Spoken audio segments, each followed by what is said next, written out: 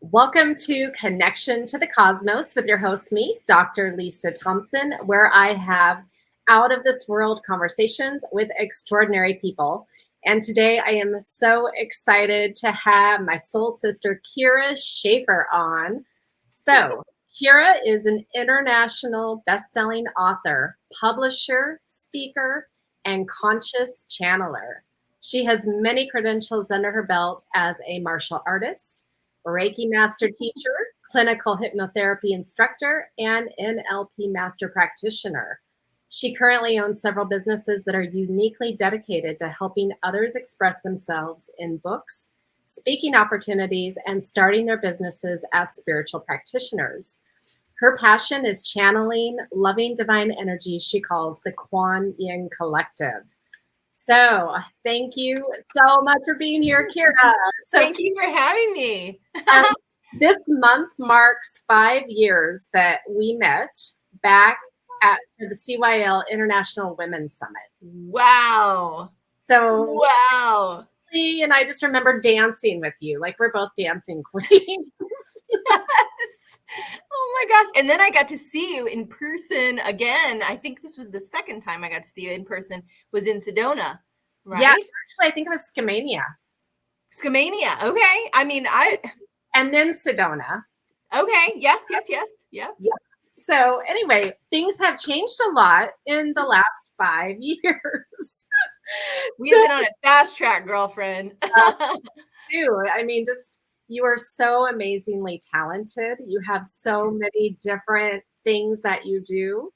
And so I guess what I want you to first share about is kind of maybe how you grew up. Like, did you grow up in a spiritual household? Or like, how did you get to doing all of this amazing stuff that you do? That's adorable. No. My mother said, like, whenever anybody would say, "Do you believe in God?" she would be like, "It's none of your business." Right? And so no, not that. But my grandmother did raise me up Baptist, so I, Right. when I was at her house, I would go to church, but on the way to church, I got church. And on the way home from church, I got church, because she was at the first Saint Germain channelings back in like the 40s and 50s. She studied the I Am discourses and that kind of thing. So she wanted an environment that was conducive to spirituality, with the traditional church, but she knew the truth. Okay. And she would say, "Oh, darling, I'm so controversial in the church, sugar." She said, I believe in reincarnation. I believe in reincarnation. How can you have a Jesus that comes back after 3 days of being dead and not believe in reincarnation? And so I love that about her, because she was so genuine and authentic to her truth about what she felt was real. And even in the face of kind of traditional spirituality. So that, I think, was my backbone. And she would do a little bit of hypnosis with me from time to time. I had a lot of panic and a lot of anxiety disorders. My father was murdered when I was 3 years old. So she kind of was helping me to process some of those emotions. So very lucky, very unconditionally loving woman. My grandma, Catherine, she's right here. She's right here. She's like, "Oh yeah, did you think you just said those words?" "Yeah, sugar, I said those words." And so, yeah, long answer to a short question, I guess. But yeah, it was a very interesting thing to go from a household that's like, "No, we don't talk about that kind of thing," to a really strong pull into something that was vastly different and honing spiritual ability. That dichotomy was very interesting to grow up in. So I could kind of live in both worlds in many cases. Okay, well, so then how did that turn into your different careers and businesses? Well, my other grandmother, so my mom's a single mom. So she had the hustle. She had the hustle in her. And my grandmother, she grew up real poor, my mother's mother. She raised her brothers and sisters kind of deal. Her mother died young. Her father was an alcoholic, so she was really kind of committed to how do we make money and how do we do it quickly? Yeah. And so even my mother said to me the other day, she was like, hey, do a yard sale. It's now money. It's now money. And so I would do yard sales, we'd babysit, all that kind of stuff. I was the one who would have underneath my bed, tucked away in an envelope, hundreds of dollars as a kid. Like, where did the money come from? Like, because I would do little jobs, I would save all my money, I would tuck it away. Like I was that like little bit of a hoarder Taurus person. So yeah. So yeah, my mindset was like that. So I always knew that I wanted to have my own business. And every time I've tried to work for people, it just doesn't work out because I have a different perspective. And I think we could do this so much better if we did it this way. And they're all like, yeah, but this is corporate and we have to do it this way. And it's like, but it's not efficient. It's not effective. And so I would just get frustrated and leave. Yeah. So then what came first on that spiritual journey of like, was it the hypnotherapy or was it the Reiki or, what? Because you have so many different modalities and then doing that as a business or businesses. Yeah, it was a pretty cool transition. Yeah. So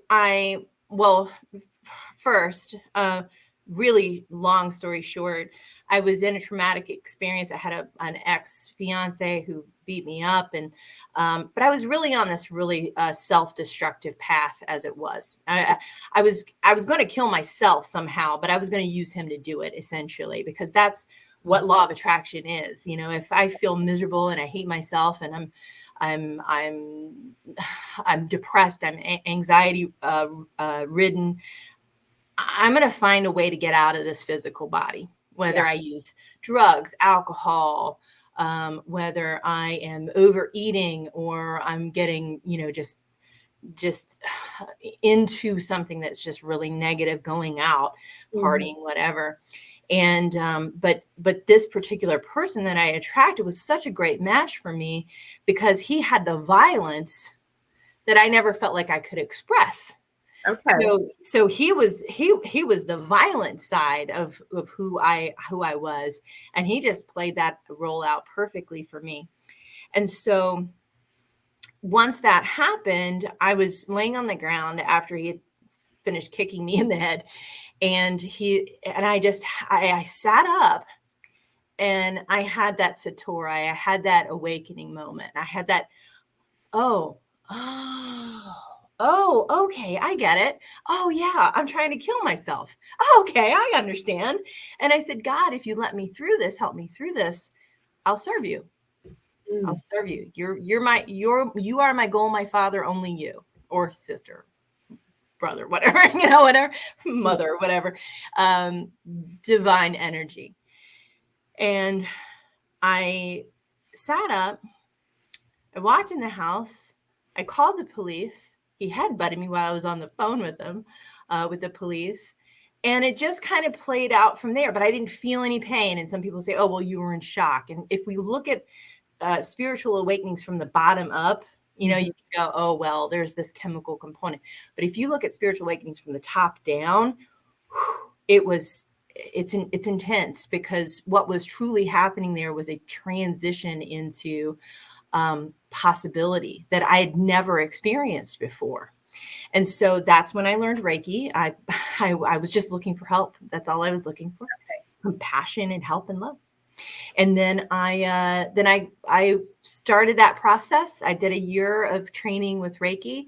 I decided that I would do part-time work. I worked for a heart doctor doing bill collecting. Okay.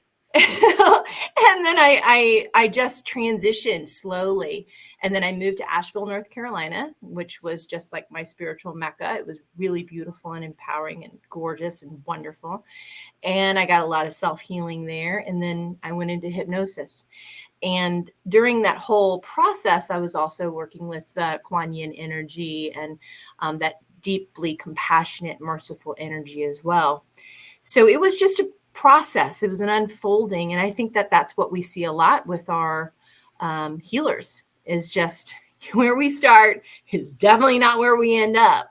And this flow just really takes over. And I think that when we trust that, really magical things happen. Beautiful. Well, yeah, your story, mine wasn't as extreme as being kicked in the head, but I definitely had to go through that whole relationship, like abuse kind of cycle to wake myself up and be like, oh, okay, I'm the common denominator here. That's right. Gotta work I am in this too. I am in this too somewhere. Yes.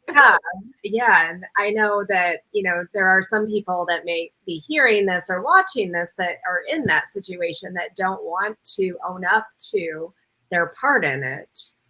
But with law of attraction, we all create our roles. Yeah. And we can keep choosing those roles, or we can make the switch. Yeah. And ultimately, it's up to us. Yeah. So, okay, well, let's talk about the KuanYin Collective, because so that was part of this journey. So when you started working with the energies, were you already automatically channeling that, or were you just working and then eventually it came through? How did that show up for you? And how did you know it was KuanYin? So it was something I asked for. I knew of her energy, and I was audacious enough because I was like, well, if other people can channel, why can't I channel? If other people, that's been my mindset, I think, my whole life. Well, if they can do it, why can't I do it? Or I didn't. The gift in an early learner is that they don't know what they can't do. Yeah. We have to be told that we can't do it. We have to be, oh, well, yeah, but I'm not the guru, or I'm not the master, or I'm not the whatever. We do kind of get to that place where we're like, okay, I don't know it all, and that's good. That's a good place to be. We got to be in the place of expansion and learning and knowing that we don't know. But that early learning stage, if we can allow ourselves to be completely audacious and say, yeah, I can channel KuanYin, I can channel Jesus, I can channel whoever I want. Like this is just a physical vessel. We're always tapped in. There's always a flow coming. We're the ones that let our ego get in the way and block it off and say, no, no, or I don't think I can do that. And so if we just allow ourselves to suspend our own judgment of the experience, then it flows in a lot more easily. But we see it in dance, we see it in creativity, we see it in song, we see it in artwork, we see it in those functions, but we also see it in writing. So very left brain types of activities as well. So you can have automatic writing where you're flowing out completely, but still using those functions of the left brain. So the question was, how did you know that okay, you can do that? So you asked specifically for KuanYin. Yeah, I'd heard about her. Okay, so yeah, so not everyone knows who KuanYin is. So share your experience of who she is and what energy she carries. Sure. So KuanYin is the goddess of compassion and mercy. She's a Chinese goddess, but she has been known in all different types of Asian communities and countries as well. So she is mostly the equivalent to Mother Mary in the Christian tradition, but she never had children in the physical form. She believed that all of humanity were her children. So she treated everyone as such. She's saying, that's right. I love it when she comes in and she's like, yeah, doing good, girl. That's what I did. But did she have a physical embodiment? Yes, she did have a physical embodiment. She was a princess. Okay. And but she wanted to study Buddhism. She wanted to learn how to read and write. She wanted to have all of the things that a man had, essentially. And she was, her father wanted her to act right and toe the line of being a female, a Chinese female during that time, thousands of years ago. I don't even know how many years ago. And she was like, I don't want to do that. I don't want to get married. I don't want to just be another wife, just among all of the other wives of this one. Right. And so she decided to run away to the abbey. Actually, he gave her permission, but then he was like, I thought you were kidding. And so he went to go get her. Then he tried to kill her, and all these kinds of things. Anyway, she runs away. She lives in a cave for about 9 years in full Buddhist meditation, sovereignty. Mm-hmm. And then her father becomes ill, and they look all over the country to find somebody who would give, this is the mythology, right? Yeah. Give an eye and an arm for him to heal. And he searched everywhere, couldn't find anyone. Now he's tried to kill her, right? Mm-hmm. And so somebody finds KuanYin and says, would you give an eye and an arm for him? And she goes, of course. She said, take both eyes, take both arms. Happily, I'll happily give. I realized that this physical embodiment is not my final state. This is just the beginning. And so she chops off her arms and her eyes and and then all of a sudden she becomes enlightened. And so that's when you see the 1,000 arms, and the 1,000 and the eyes, the 1,000 eyes on the hands. That is from KuanYin, of her transition into enlightenment. Because the gifts that you receive from sacrifice in that way of pure mercy, pure compassion, pure love, pure knowing of mm-hmm. the truth, which is we are infinite, is that you have all that you need and more. And so that's the kind of energy that she tries to convey through me. And sometimes my limitation through words, and sometimes I'm not right when I, will convey something. I'll say a wrong word or something. She'll ask me to correct it later on. And so there is just this really beautiful balance that we play together. And that's why I'm a conscious channel, not a trance channel. So yeah, explain the difference between that, because some, we've had other channelers on, but everyone does it a little bit differently.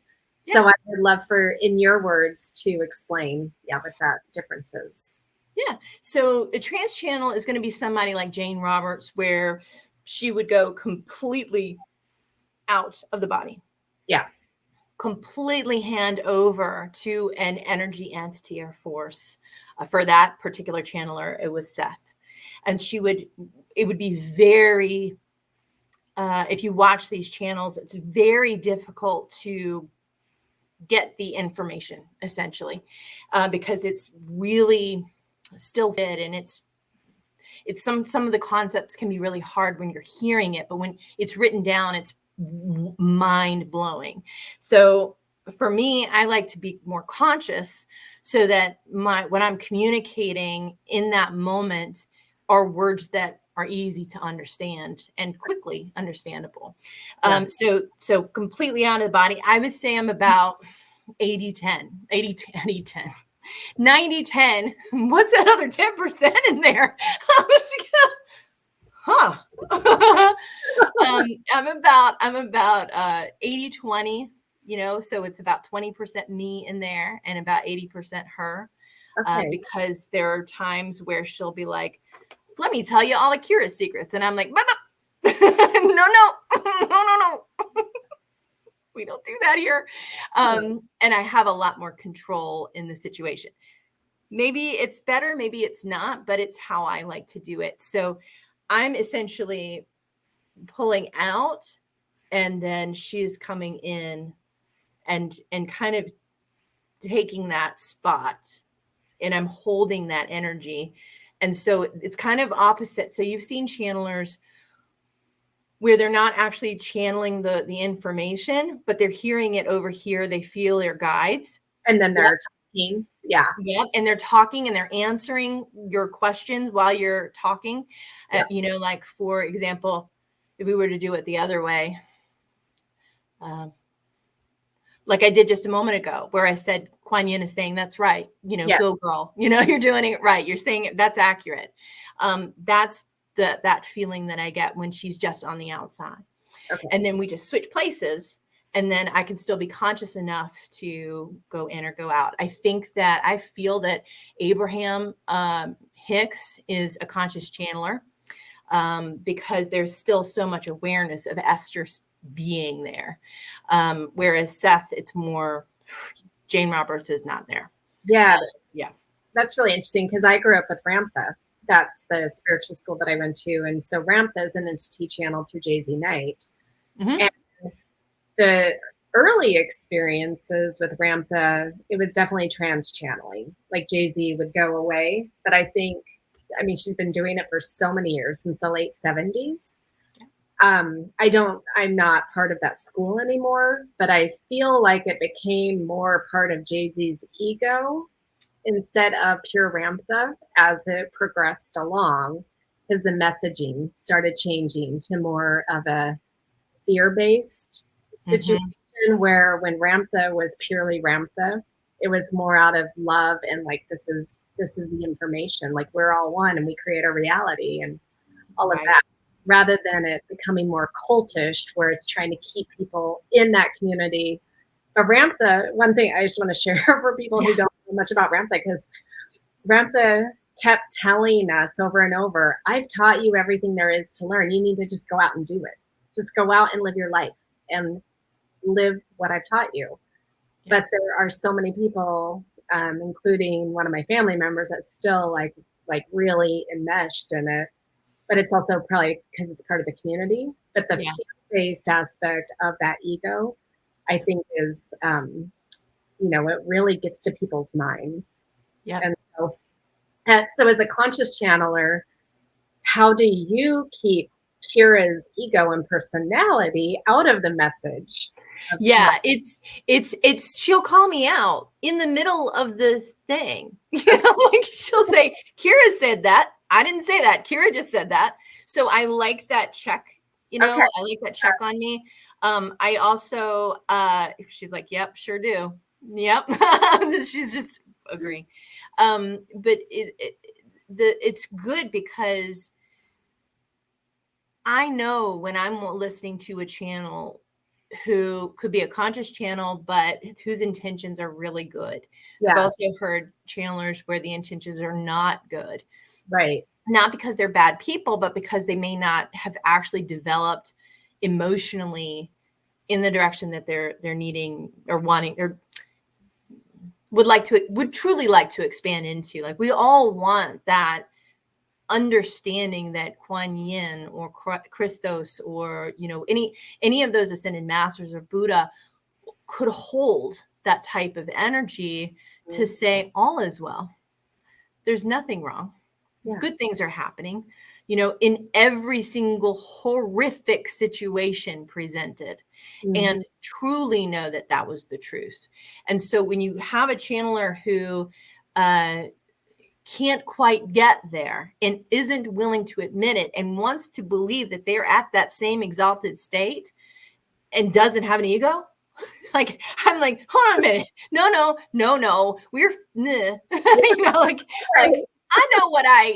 I know I got this coffee today. I know I went and, I know I cried last night. I know I've been a big baby. I know what's going on. And I can't say that I could hold that la, everything is good all 100% of the time. Impossible. Well, right. You're still here as a human. Otherwise, you'd be an ascended master, right? Right. But if my messaging becomes incongruent with the truth, you will feel it. You will feel it, and I will get called out on it, because I have set myself up for that. Truly, like if I'm channeling, and I'll ask people, I'm like, what was that, like 80-20? Was that, like how I do there, because I can feel it. But there are times when I want validation to know, am I on the right track here? And that's just a part of the learning process too. Regardless of how long I've been doing this, it's not that I practice channeling every single day. So I don't know. Does that help? Does that answer questions? I think so. And I guess from my perspective, and then other people that they know they have this ability, because we all have this ability, right? Yes. 100%. Just like everyone has the ability to be psychic and to like really trust their intuition and, all the things like that. We just have to be open to it. Yep. But some things can take some practice potentially, or some focus and dedication. And so when you started doing this with KuanYin, like what was your process, or did it just come one day, like in hypnosis? No, well, I closed my eyes at first. Okay. Because what I would see was too intense, and I wasn't on drugs at this time. So I think the drug part actually helped to open up some of the things. Disclaimer: do not use drugs. Say no to drugs. So, but anyway, sorry, I went on a tangent. So the first thing that I noticed with channeling, and I remember I was in my apartment. I was in Asheville, North Carolina. I had not channeled before. I knew of this KuanYin energy, and I would sit and I would just, kind of just talk to her. I would meditate. I would visualize her, but I would meditate and see her. There was a book called Archangels and Ascended Masters by Dorian Virtue. And even though she is renounced all things beautiful, Right. all things magical and beautiful, and she's embraced her other magical and beautiful things, I suppose. This particular book was very helpful because it had different types of meditations in it that you could pull in and attract and affirm with different types of energies. Archangel Michael, Lakshmi, KuanYin, I think was in there, all different types. So I would do these meditations and I would read them, and then I would practice them and I would play with them. And then I would just play with talking to her in that meditative state. And so she and I were best friends, and she knew all my problems and all my scary parts and all the things that made me doubt myself. And she was just consistently there to be a companion. And so when I started channeling, I would just channel by myself and I would speak out loud. And it just happened one day. And she said, let me just speak through you. And I didn't have anything recorded. I didn't have anything going on. I just started speaking, and it was very, truncated, and it was difficult to come out. And then I was like, I think I'll open my eyes. And I started to open my eyes, and I was like, oh, this is a bad idea. Because it was like seeing the world through the divine. And so seeing the world through the divine, at first, it's like a baby opening their eyes for the first time. The light is intense, and there was just all these pretty sparkly things going on. And I was like, I'm going to throw up because it was like there was spinning and spinning, and my brain was spinning and everything was spinning. But the other good thing that I learned in that process was I would close my eyes. And I think this is why I'm more of a conscious channeler, because I can keep my eyes open now. Okay. And connect and read. Not well, but I could still read. And because it's just too human, right? It's just too human. I have to stay too much in my body. But anyway, the next thing that I realized is that I could channel for hours and hours and hours and hours and hours and be completely depleted, starving to death, not enough water, all those kinds of things, not having a pee break. And then I'm going, oh no, I'm not thinking this through, because for me, it seemed like an instant, but for my body, it was like a really long time. And so I would be like, whoa, I have to get back into my body. I've got to get back to home base, and I have to take care of myself. So our setup has been house rules. So for a long time, and I don't have to do it anymore, but for a long time, I would say, as I went into channeling mode, I would let her in as long as she agreed to house rules. The body is the house. She is an occupant for a limited amount of time. She is renting the space. And she better take care of it. So when I need to drink water, I need to do something for my body, it has to be done immediately, or I'm going to come back right away. So. Okay, interesting. So when you were doing the channeling for the hours and hours, like, were you doing it in front of people, or no, just by myself in my room? You know, I like, was too scared to do it in front of people. Come on, girl. were you recording yourself at least, or like? I started to a little bit, but I didn't like how it's weird. It is. You know, like, have you seen this app thing where you see the picture of you and then you have, like, when we as humans look at ourselves in the mirror, that's not really what everybody else sees. Yes. So when you look at the picture of you not mirrored, it's like, what's wrong with me? Why does my face look like that? It's because our perception of ourselves is so different. So when I listen to my old channels, which I don't have them anymore, but I don't recognize myself, you know. So now with being more of a conscious channeler, I can still see myself in it, and so it doesn't pull me out of feeling that connection to who I am, Right. You know. Okay, so well, now what are you doing with the channelings of KuanYin? I know you get on Facebook, but so what are you? What's the purpose and goal? I don't know. Okay. She hasn't told me yet.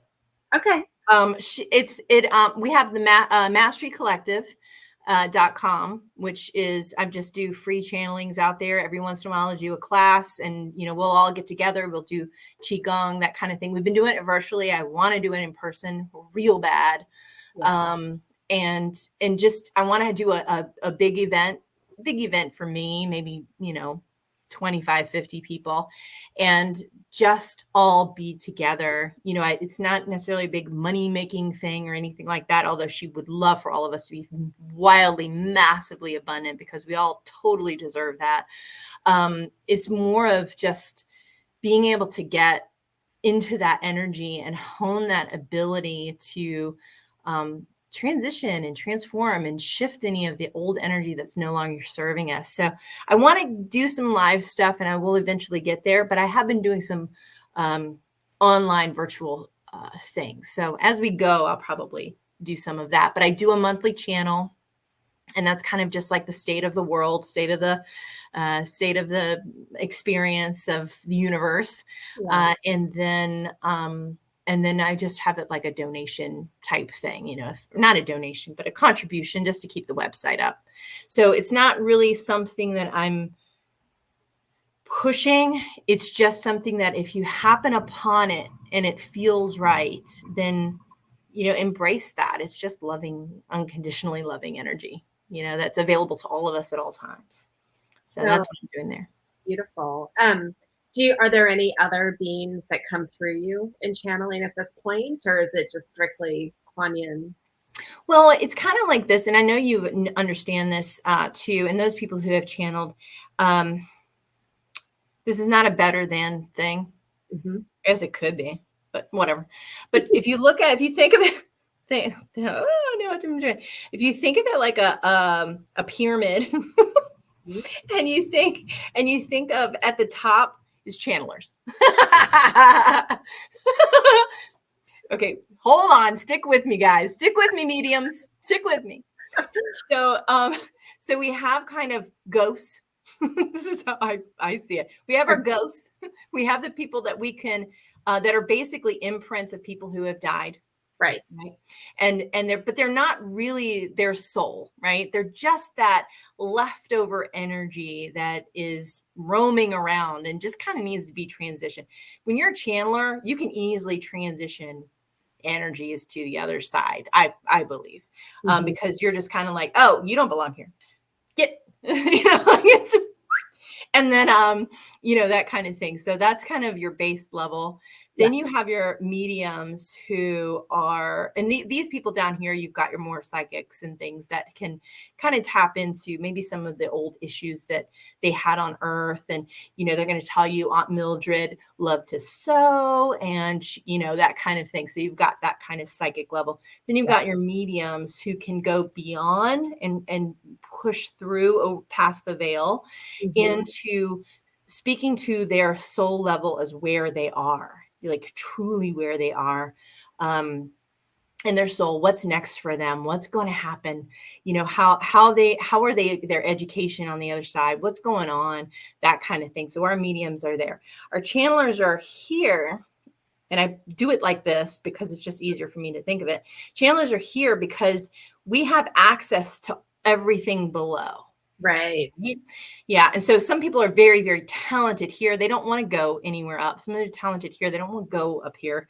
And some people are up here and they're like, oh, I have access to these things, but I just want to hang out up here because I truly dig this ascended master, unconditional loving energy. And so you may have channelers who can kind of move through that. You also may have the others that can move up here. They just don't necessarily choose to do it that way. So I don't know why I went into that, but I think that's a great differentiation because I have friends at all those different levels. Yeah. And some of them who they started out low and then they moved up and they've had the experience of channeling, like even galactic beings, the energy that comes through them is so much stronger because it's such a higher vibration that wears their energy out.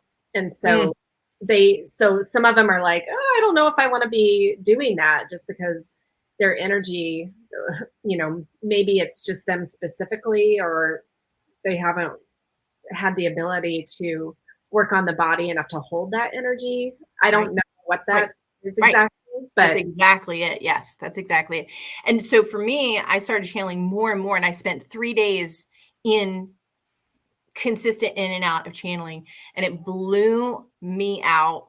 I had like massive adrenal issues. I had massive dehydration. So I was in a bad state with dehydration for the last 2 months. And so I've been working on getting that back into balance so that I can go, oh yeah, that's right. Remember house rules. So now I'm finding that balance again. But I will say that once the body gets totally calibrated, it kind of feels like you don't want to go anywhere else, but you can. And like you're a channeler, you know how to access all of those levels. I think we just work our way up and then figure out where we want to land. It's not better than, less than, it's just, where do I want to hang out? Yeah. So I love that. That's a great thing. Yeah. And like for me, even though, yes, I have some passed away loved ones in my life, they weren't so significant in my life that when I go to the mediumship, like groups like, Lisa Williams or, Edwards or whoever in those groups, my dead people, they don't ever show up because it's like, they don't need to. Now, the one recently that does show up, even when I'm tapping into the galactics, is my husband's mother. She keeps showing up and I never met her. She passed away when he was 23. And, we only got together 7 years ago and he's 53. So 30 years ago, she passed away. But she keeps coming just to let me know that, like, I really like you and you're really great for my son and I love your kids. And that's so good. To me. And so it's like she friended you on Facebook. Yes. It's the galactic Facebook. I have a better connection with her than I do some of my other family members. Yes. We're alive. I love that.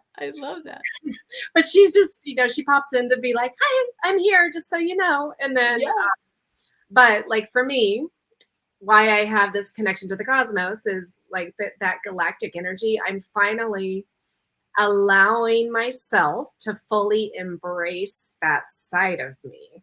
Love it. There was so much fear of what are people going to think, and I can't be myself because I had mainstream careers and life back in Washington State. But here in Hawaii, I get to be whoever the hell I want to be. I love that. It's the space is conducive to the energy that's already there. It's like, it feels like you're grinding your wheels when you're in a space that you're not supposed to be in, or it just doesn't add to, your energy. Because we as light workers, right? We hear that stuff. Well, light workers need to go into the dark places. Well, no, you don't. Okay. You can shine your light from wherever you want to shine your light from. Because, right, there is no time and space. So if I want to shine my light in Ohio, I can do it in Arizona. I can do it in Hawaii. I can do it in Sedona. As a matter of fact, because I'm in a space that's more conducive to the energy that I'm allowing to flow in, I'm going to be way significantly more powerful and maybe way more effective, other than going to Ohio. I don't know why I have Ohio as a thing, but going to Ohio and for a year, and it was not conducive. Yes. See. Okay. So I think Ohio as a whole, and I don't know why. I've never been there. Okay. Never been there, but I will never be there. For people living in Ohio, there are some beautiful areas. It just wasn't my place. Right. So I'll say that. And the university I taught out there wasn't my place either. Girl, I am hearing you. So, and I don't even know why I have just this weird, I must have had a past life there where I just got just jacked up there. I must have been. But anyway, so if I'm in an emotional, energetic space, because we can hold the energy and transformation for hundreds of thousands of people. And there are people in this world that hold the vibrational calibration for millions of people. So we have people who've walked on the planet who transform the energy of entire villages, towns, cities, states, so you can be anywhere you want to be. And I love that you're holding that space for us in Hawaii. I love that. Well, and you too in Arizona. I mean, but so many people in Arizona are holding that space in Arizona. So I know. It's like a hot spot for sure. It is for sure. Did you want me to channel a little bit? I don't know what the time. Oh, we are good on time, but yes, would KuanYin like to come in? Yeah, she's fine. Yes, she's fine. Girl. Do we ask her questions, or does she just? Yeah, you can ask questions. Okay, well, I would love for her to share a message for what we need to know right now for what's going on in the world, because that's one of the things you said, you give regular updates, because there is so much there's a lot of fear, there's a lot of polarity still going on, and just what would be her message to the world? I'm going to let you ask that again when I go. So I put a crown on because she was a princess, girl. But she always reminds me, she's like, I don't belong to any race, culture, country, anything like that. She's like, I'm an ascended master. I'm everything. And I'm mother to everyone. Right. Yeah. So I always try to caveat that, because I never, ever, the one thing that's held me back from being more open about doing this is that I never, ever want any community to feel that I am taking away or misrepresenting or misappropriating any culture. But she's like, don't do that to yourself, because the message that I want to share, I can easily do it through you in this way. So I think that is a brave thing you just said, because I mean, I know that that is an issue around the world, of people feel like, well, you're stealing my culture, or this, because I am this skin tone, or I was born this particular race in this life. Yeah, she's had thousands of lifetimes, though. Yeah, Buddha had thousands of lifetimes. We've had quite a number of lifetimes, you and me, Lisa. Yeah. All right, let me just get her.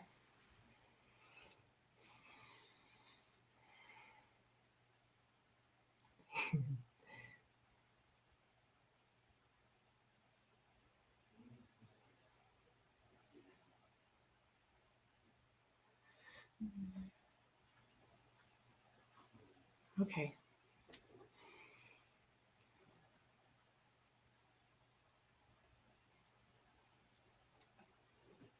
I am KuanYin. I am KuanYin. Oh, this Lisa. Oh, she's so beautiful. Oh, and everyone, I just loved every one of you from so far away. It's so far away, but so close to you. I've been so close to you. Have you felt that feeling of being so close to unconditional love, so close to knowing of who you are in such a deep way? Because that is exactly what we are here to convey to you, this understanding that suffering is only a temporary experience, and temporary can last 75, 80, 90 years. And we understand that that can be quite troublesome. But at the same time, we also know that there is a deeper awakening to your being, to your soul, to your knowing, to your grace, to who you truly are. And so as you are experiencing this moment and every other moment afterward, no matter the polarity that you may be seeing, you're just seeing the contrast, the difference. You're seeing with that contrast all of the things you're not appreciating. And that is okay to not appreciate things. You may not appreciate every single thing in your experience. You need not do that. You need not try to bend yourself into liking something you do not. If you do not like to eat celery every day, so you lose a pound of flesh, that's okay. You don't have to do that. You don't have to force yourself to eat the carrots. You don't have to do that. You just simply appreciate how beautiful, magical this temporary body truly is, and how beautiful and magical how things grow out of the ground, and you put them in your mouth and you swallow them and you digest them and they come out somewhere else. There is such a fascinating thing that happens into your body where you eat a piece of cell that is a part of some plant, and then it turns into a cell inside of your body. Isn't that just the most magical thing? It's the magicalest thing. And so someone needed to hear that, and you know who you are. And so my dearest Lisa, what question would you like to ask? So with all of the polarity going on in the world and the fear that people are experiencing with coming out of 2 years of COVID and the war with Russia and Ukraine, and people are a little unhinged. What message could you share with them to help them? The unhinging. I love this word because there's such a grace in this. Coming apart. Think of all of the things that have happened in your experience as humans on this planet, and think of all of the things that needed to fall apart in order for you to fall together. Yes. So the interesting thing about this temporary world experience that you experienced for a couple of years here is that there was this desire to be with each other, this desire to come together because you were separate from each other. And you're, I really do love this person that I haven't seen, and I really want to be in their energy, and I desire to be in their energy. And then you come together and you are in their energy, and they go, I don't know if I really wanted to be in that energy. Maybe I really desired it, but now I feel the suffering that's coming up from being in the energy that we had been not so close to. Yes. So when you have that experience, because this is already being shown, yes? Mm-hmm. So you have this experience where you're separate, and then you come together, and it's not a good feeling. And so something odd happens, or seemingly odd, it's perfect. There's suddenly a war, and there's suddenly conflict, and there's suddenly all of this pain is being brought up, and all of this fear is being brought up, and all of these legislative principles are being brought to pass or not to pass. And all of these things are happening as a direct result of everyone being a little too quiet for a little too long and by themselves in their own mind with their own thoughts, because their mind and their own thoughts is almost as if there wasn't enough time for them to come to the reckoning, to the realization, to the understanding that they are infinite beings. And so once one realizes that they are infinite beings, there is no pain, no fear, no projection. And so that lack of projection outward would cause essentially the person to project inward and say, who am I truly? Who am I really? Where am I? Where am I? I am. Instead, there was this churning of emotion and thought and energy and fear and confusion.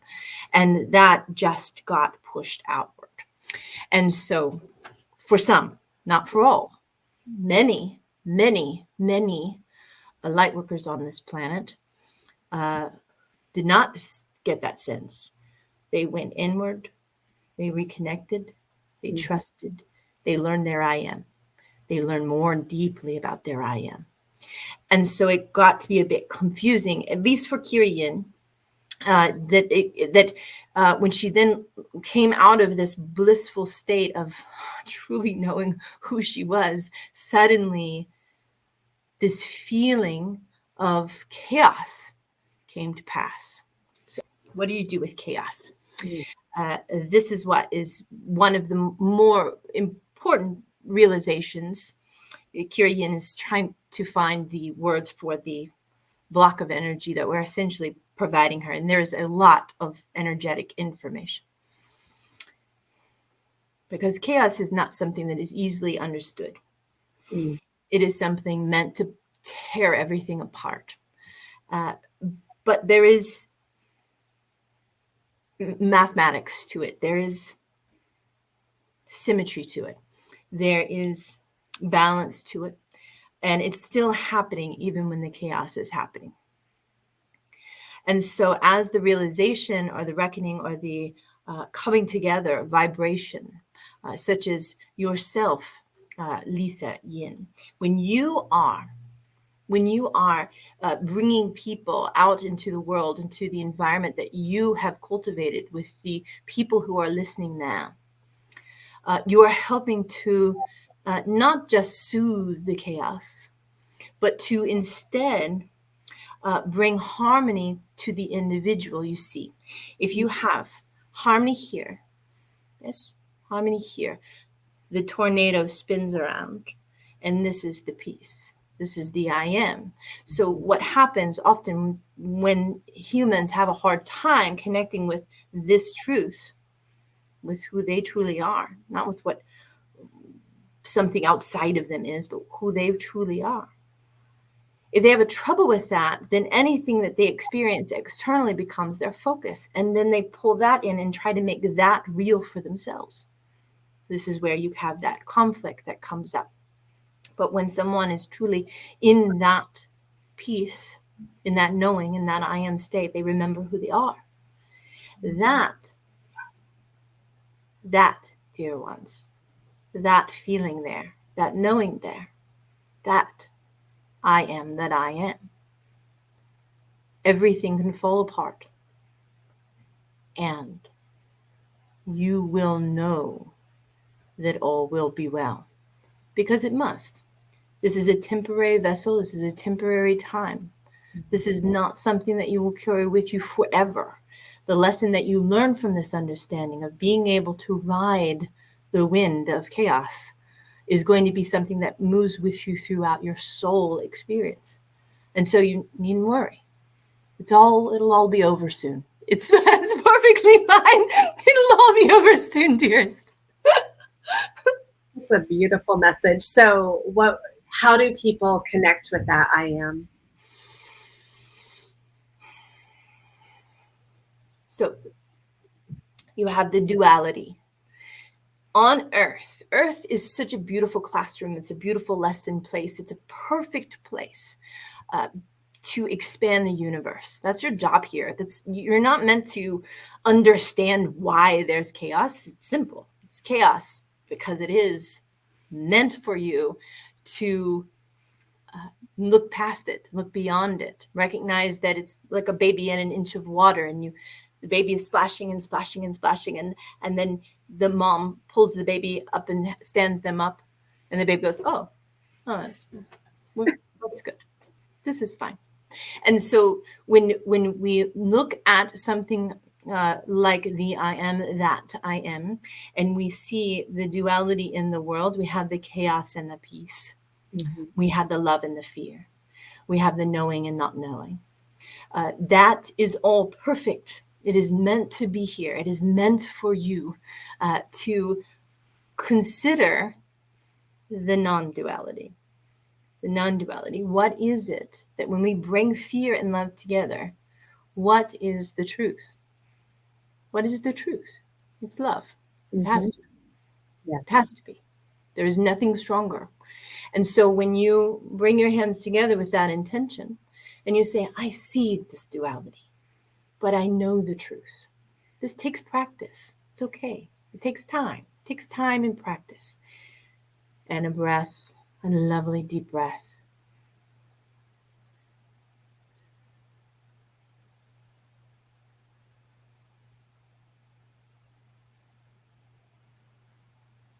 The duality starts to subside. It starts to calm. The inner knowing, the inner being starts to come forward. And it's okay. You may take several breaths. You may take many hours of breaths. You may take all of the breaths. You may take every single breath in the universe to get there, but you'll get there. And so that is one way to begin that process. Of course, meditation, mindfulness, quietness, stillness, turning off the dysfunction in the world, seeing the things only within your present awareness that help you to truly understand your I am, that I am. You are the creator. And so as you are creating, as you are growing, as you are trusting who you are more and more, less and less of that chaos becomes something that's present. And so KuanYin is bringing up a question to bring forward. Yes, but what about all of the legislation and the governments and the people who are suffering and dying? And what do we do about that, she's asking.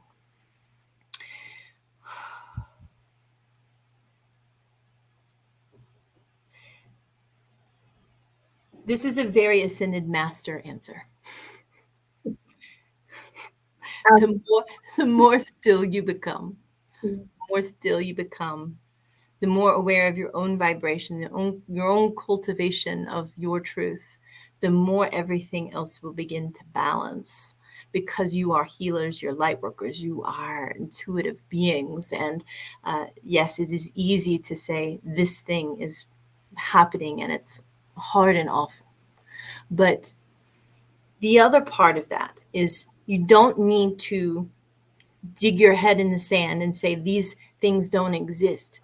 We suggest that if you feel strongly guided toward taking action in a specific field, if you feel drawn to go to the Ukraine, if you feel drawn to go and protest, if you feel drawn, and it is a heartfelt, love-centered feeling of passion and joy, that is us calling you into action, into that space.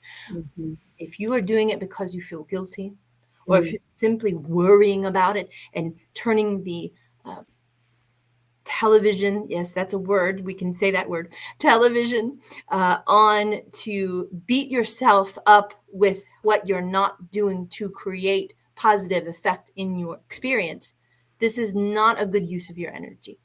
You either feel the passion, drive, and go, or you sit in prayerful meditation to bring forth the positive energy of your I am. Beautiful. I said something like that similarly last weekend at my retreat. So, yeah, I'm still human, but I am getting it more and more. Yeah. So, yes. Of course. This is your This is the point you made perfectly earlier. This is the point that KuanYin makes often, which is this is not a KuanYin thing. This is not a Lisa Yin thing. This is not a Abraham thing or an Esther thing. This is not a this energy, this knowing is universal. Yeah. And so when you are channeling or you're bringing in that energy of knowing of truth, that which is true always. And so it makes perfect sense that validation would come to you as well as KuanYin to say, yes, you are on the appropriate path, because there was an interesting conversation that we were overhearing of you and KuanYin earlier, and that was the ego coming in the way of the channeler. And you must go based on your feelings. There is no one person that does this so well. No one else can do it. There are many masters on your planet. There are many people that are able to channel. There are many wisdoms and teachings and understandings that have been coming down the line for a very long time, thousands of years on your planet or more. And so as you are cultivating your understanding of all of these things, take it as a sign. Take it as a sign, dear ones, that your truth and your knowing is deeply connected to the divine. Always. There is no separation between us. There is something that is so beautiful about getting to have this dance with you, getting to be a part of this with you.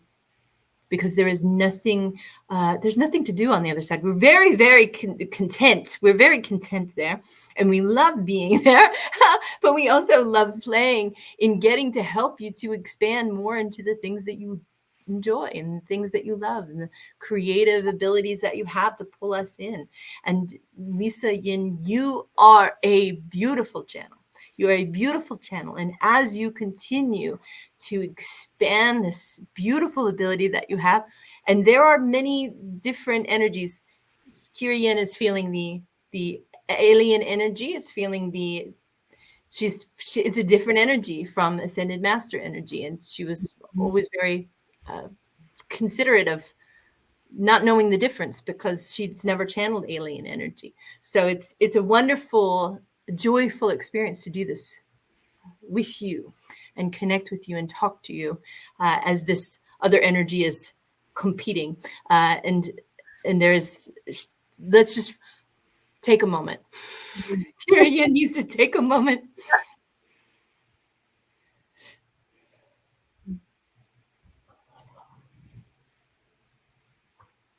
Okay. Very good. Very good. Lisa Yin, do you have any additional questions? Well, I just want to thank you so much for coming through. And unfortunately, we are out of time, but I would love to have you back on again sometime if you would love to join us, this beautiful audience, and share your wisdom. It would be an honor. Thank you so much. Remember who you are.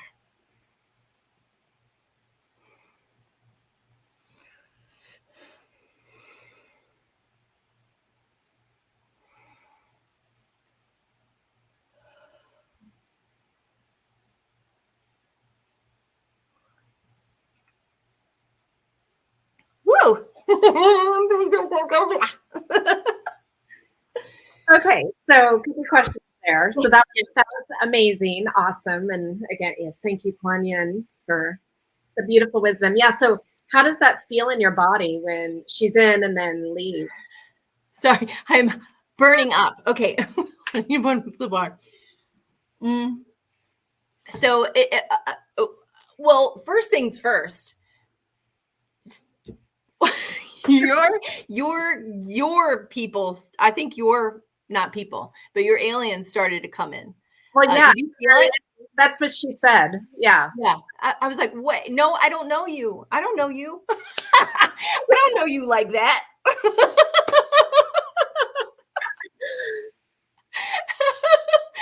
So what was that like? Yeah. How did that express itself or show up? It felt almost like it was a much more, I think, as you could tell, KuanYin can be somewhat more animated, a lot more animated than me sometimes.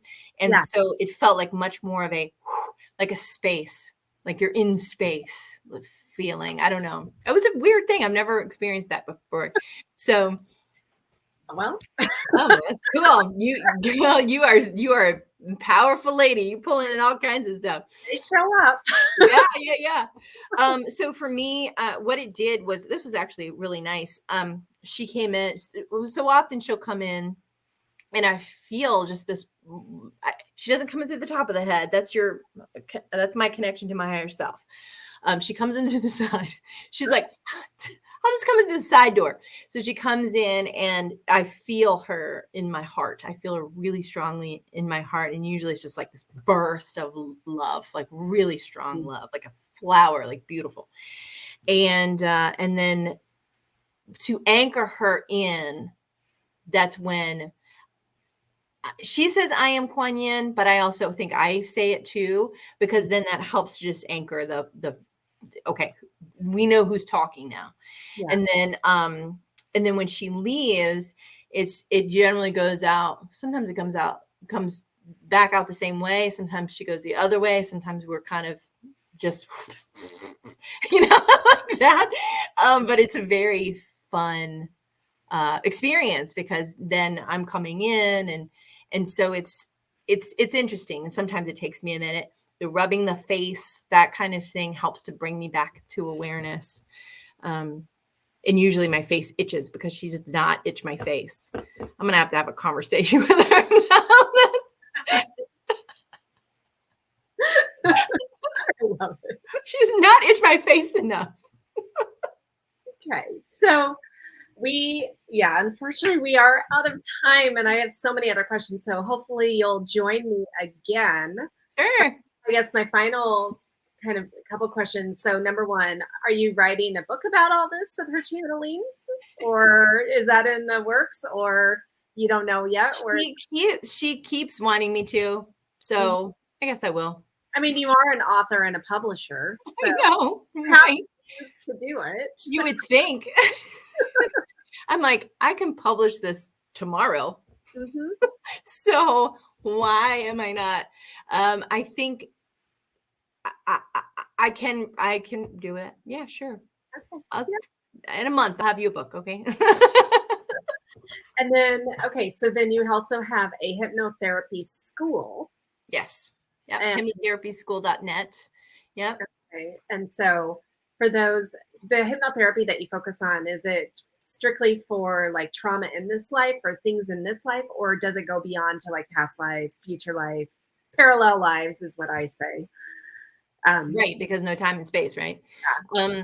So for the hypnotherapy school, we primarily focus on helping people to, bring people into hypnosis. Mm-hmm. Bring them out, but also doing coaching and outcome models. And we add a lot of NLP into our training and CBT and that kind of thing too. So we make sure that the student is very well-rounded when they're complete and they're ready to sell packages. They're ready to make money as a clinical hypnotherapist. They're ready to really start helping people. And so that is incredible. And I love our students. So, but we also do a module around past life regression. And I do it a little bit differently. I do it with incorporating a life between lives, meeting your guides, that kind of thing, and then going to the life of whatever problem you've got going on. So that's how I teach it.